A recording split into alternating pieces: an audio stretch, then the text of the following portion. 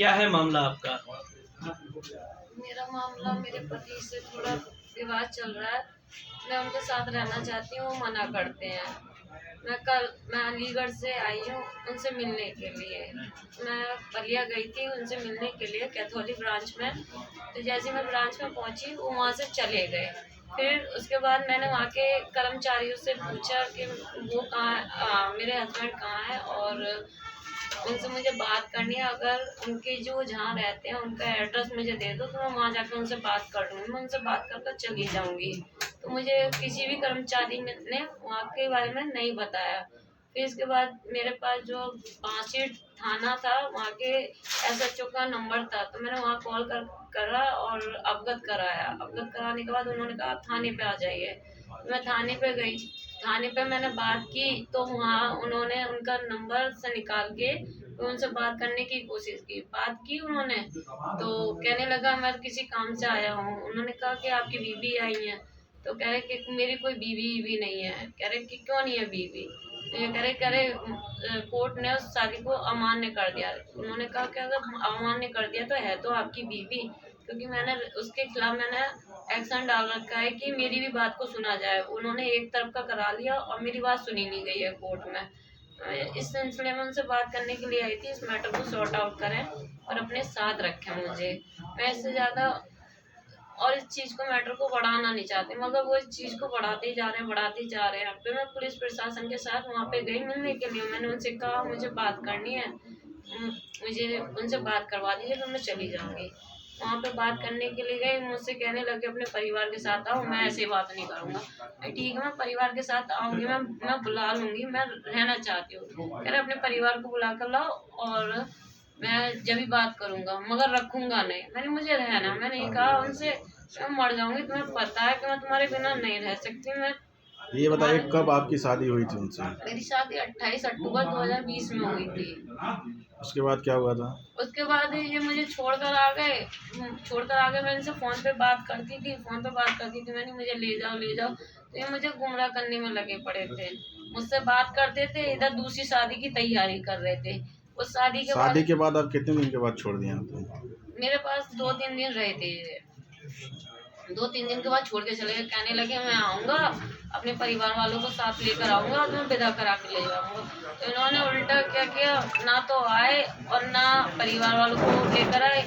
सिर्फ इन्होंने क्या किया, अपने नंबर भी चेंज कर दिए। किसी माध्यम से मैंने नंबर निकलवाया, मैंने कंप्लेंट वगैरह की, फिर मैंने थाने में एफआईआर वगैरह की, तब जाके इनका नंबर मिला। तब वहाँ पे थाने में भी जो कंप्लेंट करने से पहले वहाँ के दरोगा जी ने बात किया, कह रहे कि हमें जवाब बताइए। इन्होंने कोई जवाब नहीं दिया। इनके खिलाफ एफआईआर हुई। एफआईआर होने के बाद इन्हें पता चला तो ये हाई कोर्ट चले गए। हाई कोर्ट से ऑर्डर लेकर आए, मीडिएशन में चला गया। तो ये ना तो इन्होंने पैसे भरे थे ना कुछ किया। उसके बाद 11 अक्टूबर 2022 में मैं हाई कोर्ट गई थी। मैंने इनसे बात की, मैंने तुम भी आओ मैं भी आती हूँ, बैठ के बात करते हैं, मैटर को सॉर्ट आउट करने की कोशिश करते हैं। क्या ठीक है, मेरे को वहाँ बुलाकर खुद नहीं आए, मैं तो गई। फिर वहाँ से भी मैं ऑर्डर को डिसमिस करा कर लाई। फिर उसके बाद विवेचनाधिकारी ने इस पे कार्रवाई की। कार्रवाई कराने के बाद चार्जशीट लगाई उन्होंने। चार्जशीट लगी तो इनके खिलाफ वारंट निकले, जो है वेरिएबल वारंट चले थे। प्राइवेट वारंट होने के बाद फिर इनको लगा कि मैं जेल जाऊंगा। फिर इन्होंने शादी की तैयारी करना स्टार्ट की। तो शादी की तैयारी कर रहे थे, जैसे मुझे पता चला ये शादी करने जा रहे हैं, तो संत कबीर नगर में मैं रुकी थी। फिर मैंने वहाँ पे जाके शादी रुकवाई इनकी। तो ये यहाँ से बारात नहीं लेके पहुंचे। इनको पता चला कि ये आ गई है और इस तरीके से मैटर फैल गया, तो ये संत कबीर नगर नहीं पहुंचे।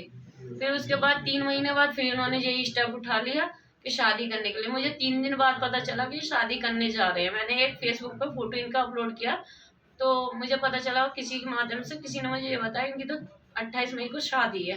मैंने फिर वहाँ पे मैंने जांच पड़ताल करवाई थी, तो मैंने इनका शादी का कार्ड निकलवाया। तब मैंने देखा तो इनके घर का नाम डला हुआ था गोलू मझवार और इनके पापा का भोला प्रसाद डला हुआ था। वैसे इनके पापा का नाम भोलानाथ मझवार है, भोला प्रसाद डाल रखा था।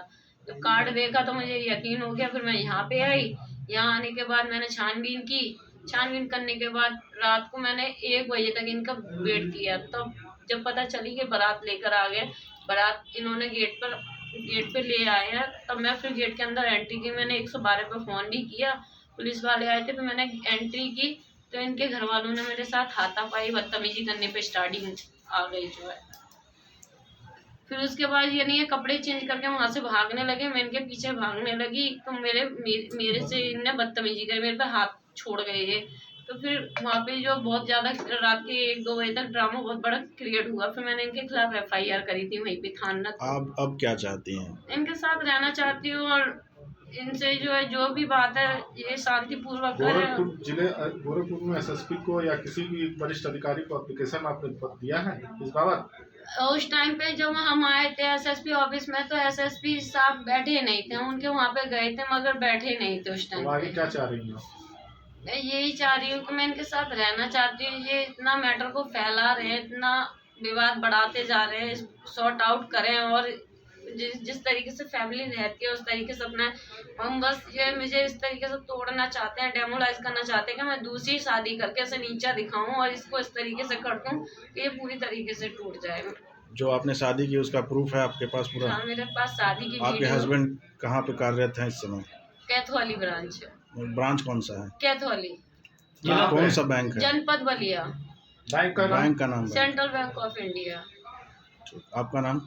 मेरा नाम अंजलि कुमारी।